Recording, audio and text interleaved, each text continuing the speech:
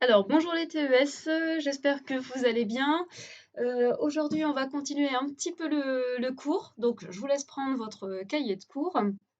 Et donc, si je résume un peu ce qu'on a fait jusque-là dans le cahier de cours, on a découvert ce qu'était une variable aléatoire continue. Donc, je rappelle, hein, c'est juste une variable aléatoire qui prend une infinité de valeurs. Vous avez appris toute la théorie dessus, c'est-à-dire en fait comment calculer des probabilités lorsqu'on a une variable aléatoire continue. Vous avez appris à calculer l'espérance d'une variable aléatoire continue. Vous avez appris à découvrir quelques propriétés qu'on avait sur les variables aléatoires continues. Donc voilà, vous connaissez toute la théorie maintenant sur les variables aléatoires continues.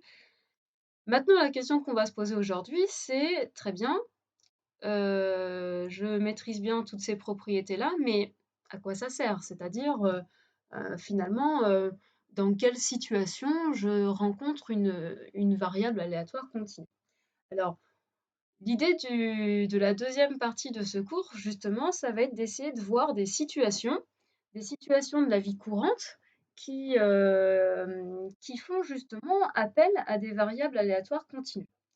Alors, ça va être du coup l'objet de notre paragraphe grand 2.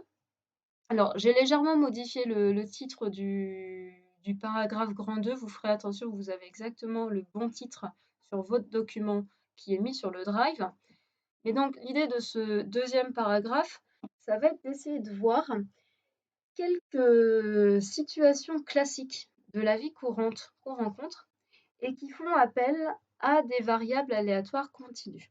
Et on va voir que chacune de ces variables aléatoires continues a une fonction de densité un peu particulière. Et cette fonction de densité, alors elle sera particulière et surtout elle sera classique, c'est-à-dire souvent utilisée.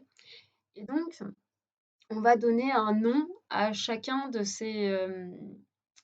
à chacune de ces lois de probabilité de référence.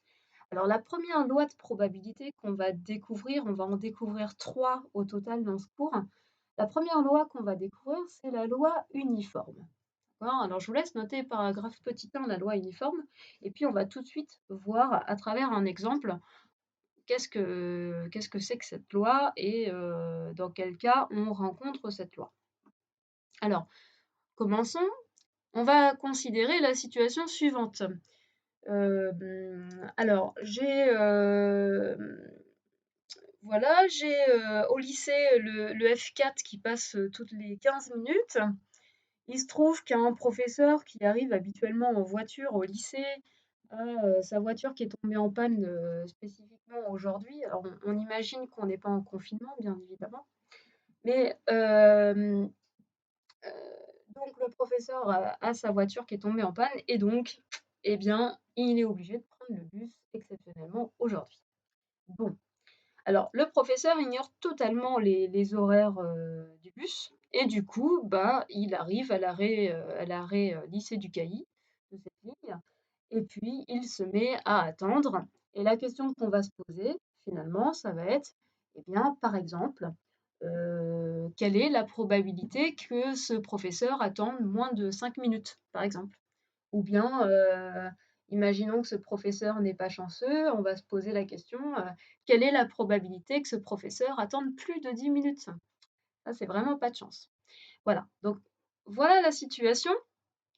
Donc clairement, on est dans le cas d'une expérience aléatoire parce que, le professeur se pointe à l'arrêt de bus, très bien, il attend et qu'est-ce qui est aléatoire là-dedans? Eh bien, on ne sait pas combien de temps il va attendre.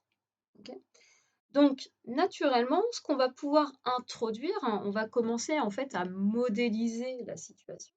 Ce qu'on va pouvoir introduire, c'est une variable aléatoire.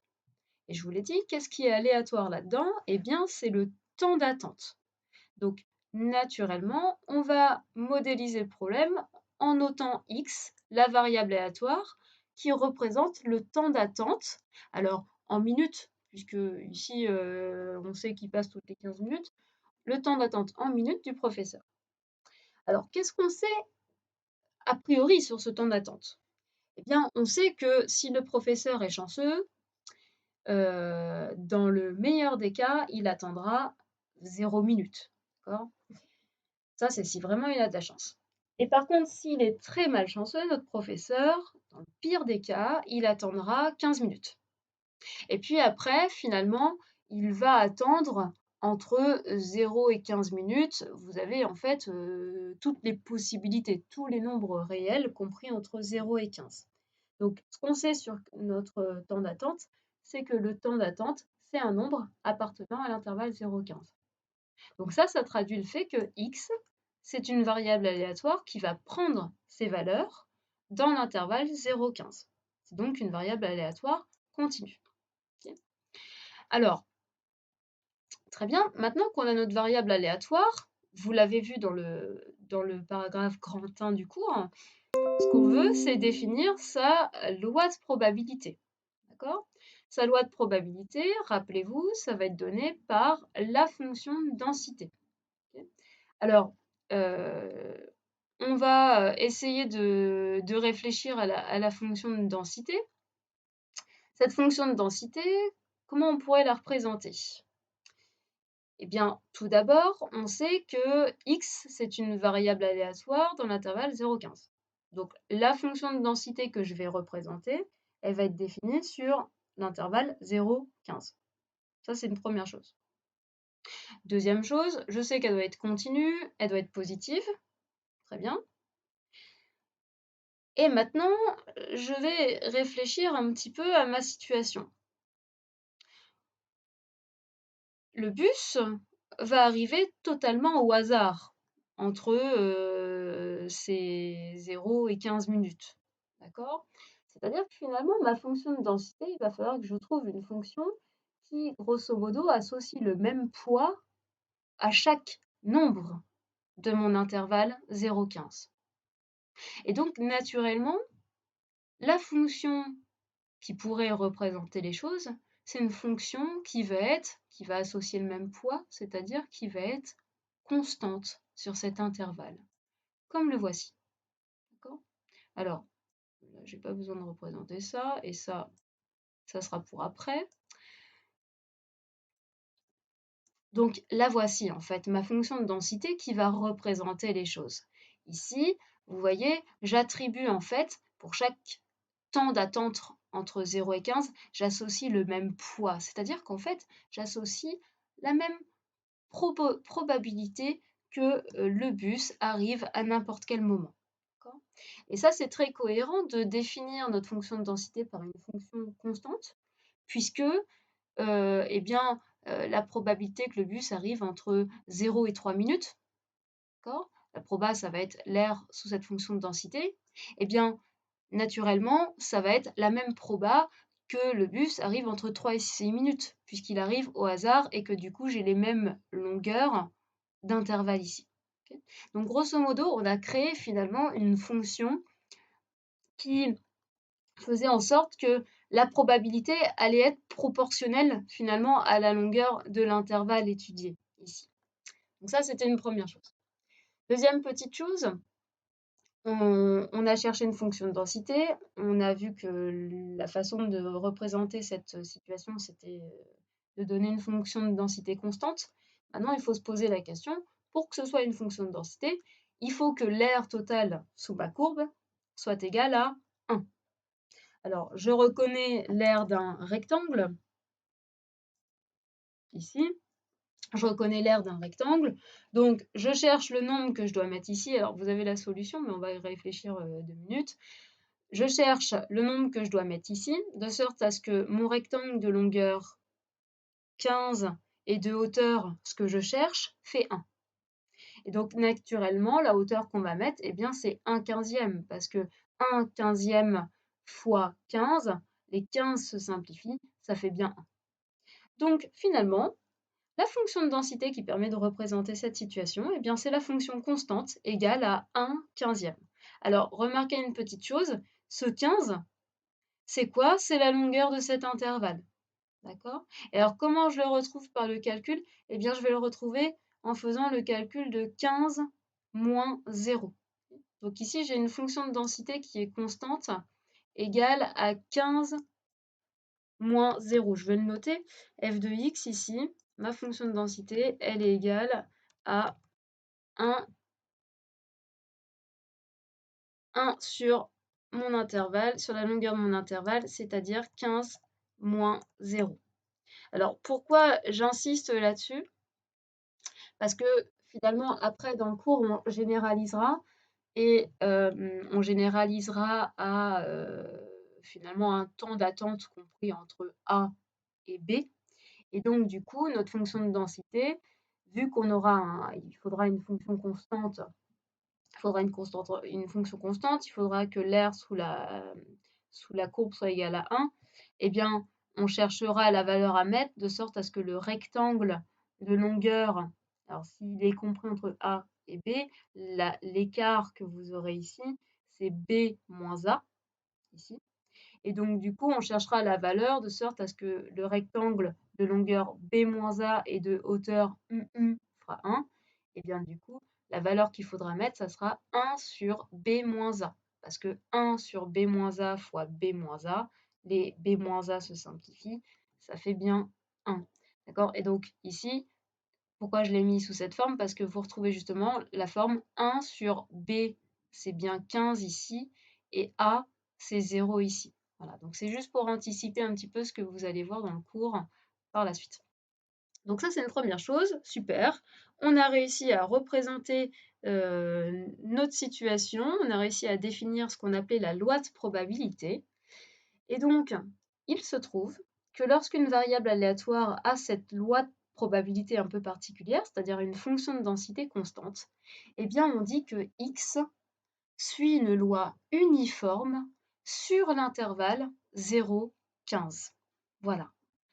Et donc, voilà ce que va représenter une loi uniforme. Une loi uniforme, en fait, ça permet tout simplement d'aller représenter une situation où, grosso modo, on va tirer un nombre au hasard entre 0 et 15. C'est exactement ce qui se passe pour le temps d'attente.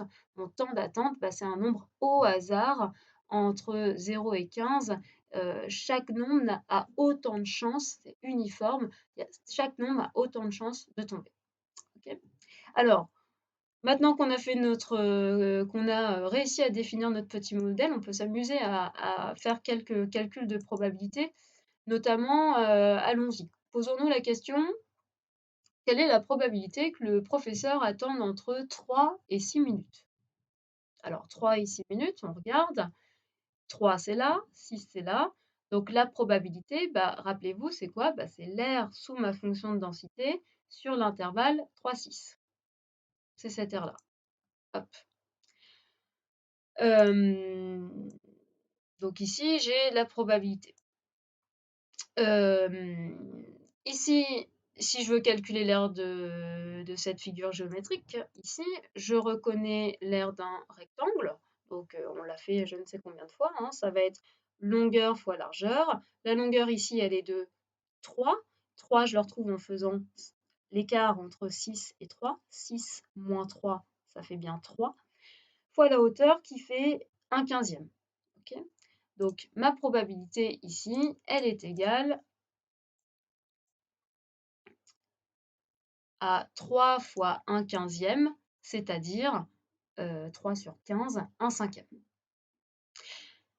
Mais si on remarque un petit peu les choses, on remarque que ce 3 et ce 15, on pourrait le trouver d'une autre manière. Ce 3, comment on pourrait le retrouver? Eh bien en fait, on remarque que c'est exactement la longueur de ce petit intervalle ici. C'est exactement l'écart que j'ai entre 3 et 6, mes deux valeurs qui étaient ici. Et ce 15, c'est quoi? Eh bien, en fait, ce 15, c'est la longueur de l'intervalle de départ. Rappelez-vous, mon temps d'attente, il est compris entre 0 et 15. Eh bien, 15, c'est l'écart que j'ai entre 0 et 15. Alors ça va vraiment être spécifique au cas des lois uniformes. Si x suit une loi uniforme, vous aurez deux manières pour calculer cette proba. Soit graphiquement, on reconnaît l'aire d'un rectangle et on trouve ce résultat. Soit on se dit que dans tous les cas, cette probabilité, elle sera égale à la longueur du petit intervalle, divisé par la longueur du grand intervalle. Et vous verrez dans les exercices, c'est très pratique parce que ça permet d'automatiser un peu les choses, même sans dessin.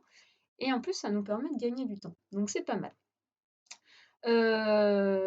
Donc voilà. Alors, quel autre exemple on pourrait donner? Ben, on pourrait se poser la question, quelle est la probabilité que le professeur attende exactement 5 minutes?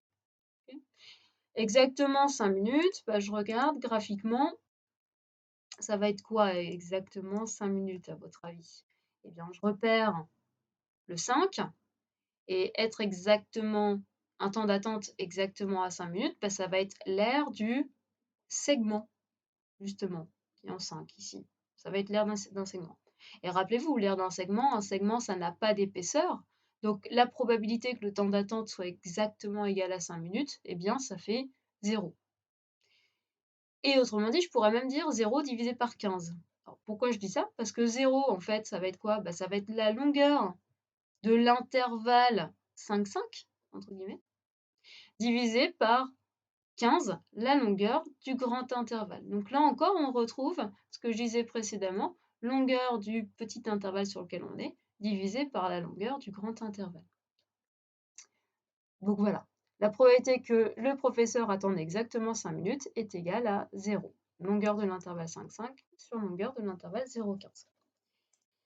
Dernière petite question qu'on peut se poser, posons-nous la question, quelle est la probabilité que le professeur attende moins de 5 minutes?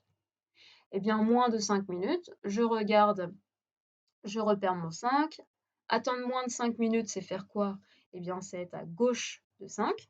Donc, attendre moins de 5 minutes, ça va être l'aire sous ma fonction de densité. Pour tous les x qui sont inférieurs à 5, c'est-à-dire en fait compris entre 0 et 5. Ça va être cette aire-là. Alors, cette aire-là, c'est quoi? Encore une fois, deux manières de l'obtenir. Je remarque que je suis en train de calculer l'aire d'un rectangle. Donc, longueur fois largeur. La longueur, elle fait 5 ici, fois la largeur fois 1/15. Ça nous fait 5/15. 5/15, je peux aussi le trouver d'une autre manière. Je peux me dire que 5, c'est quoi? C'est juste la longueur de ce petit intervalle ici, l'intervalle 0,5, divisé par 15, la longueur. 15, c'est quoi? C'est la longueur du grand intervalle. Donc là encore, deux manières de s'en sortir. La probabilité que le professeur attende moins de 5 minutes, soit je calcule comme habituellement, soit je me dis que c'est juste la longueur de l'intervalle 0,5, le petit intervalle, sur la longueur du grand intervalle 0,15. Donc ça nous fait 5/15, une chance sur 3. Okay. Donc la probabilité que le professeur attende moins de 5 minutes, c'est égal à 1/3. Voilà. Alors, de manière générale,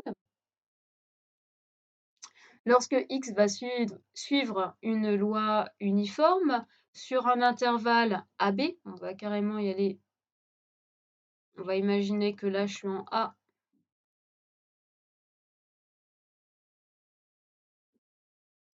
et ici je suis...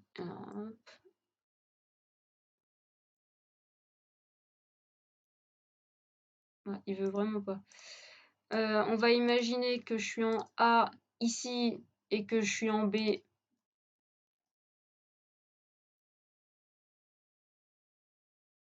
ici, d'accord? Imaginons qu'on est sur un intervalle AB. On a à nouveau une fonction de densité constante, d'accord? Constante égale à 1 sur B moins A. 1 sur B moins A. Et donc, si imaginons, on nous demande quelle est la probabilité que x prenne ses valeurs entre c et d, par exemple, avec c et d deux nombres quelconques compris entre a et b, eh bien, on l'a vu, la probabilité que x prenne ses valeurs entre c et d, si c c'est là et d c'est là, ça va être la longueur du petit intervalle, c'est-à-dire l'écart entre les valeurs c et d, c'est-à-dire d moins c, divisé par la longueur du grand intervalle. Donc si vous êtes sur l'intervalle AB, eh bien l'écart que vous aurez entre A et B, c'est donné par le calcul de B-A. Et donc, de manière générale, hop, si vous avez une loi uniforme sur un intervalle AB, eh bien, la probabilité que x prenne ses valeurs entre C et D, ça sera encore une fois longueur du petit intervalle, donc longueur de l'intervalle CD, D-C, divisé par la longueur du grand intervalle AB, c'est-à-dire B-A. Voilà. Donc voilà une deuxième propriété qu'on écrira dans le cours juste après. La fonction de densité d'une loi uniforme, eh bien, c'est la fonction constante égale à 1 sur B-A. B-A, je rappelle, c'est la longueur en fait de votre intervalle de départ. De manière générale, pour calculer une probabilité, la probabilité que x prenne ses valeurs entre C et D, avec C et D de nombres quelconques, bah, ça sera la longueur de ce petit intervalle CD sur la longueur du grand intervalle. Et enfin, la dernière question qu'on va se poser, c'est, bon, très bien, notre professeur, il attend entre 0 et 15 minutes. Ok. Le bus a autant de chances d'arriver entre 0 et 1 minute, entre 1 et 2 minutes, etc., etc. Il a autant de chances d'arriver à n'importe quel moment de mon intervalle.